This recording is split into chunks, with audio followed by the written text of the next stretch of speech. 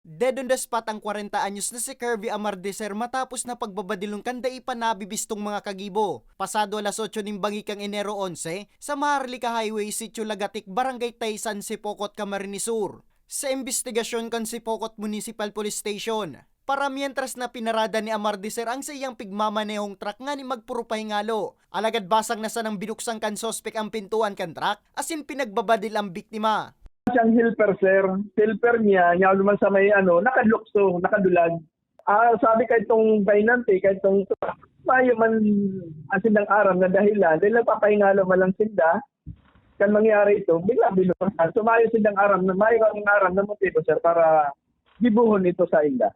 Nadamay man sa pambabadil ang driver kan sa upang truck na napaagi man sa nakuta sa lugar kang pinangyarihan. Binisto ang biktima na si Saturnino Cruz Jr., 32 anyos, asin residente kang San Andres, Catanduanes. Tama ning bala sa payo ang tulos naman na ikinagada ni Cruz, mantang maswerte naman na nakadulag ang pahinante na Amardecer.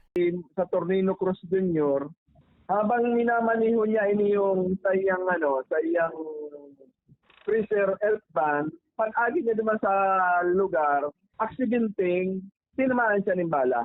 Sa presente, padagos pang pinagigibong investigasyon kang otoridad sa kung sisay, asin kung ano ang motibo sa pambabadil.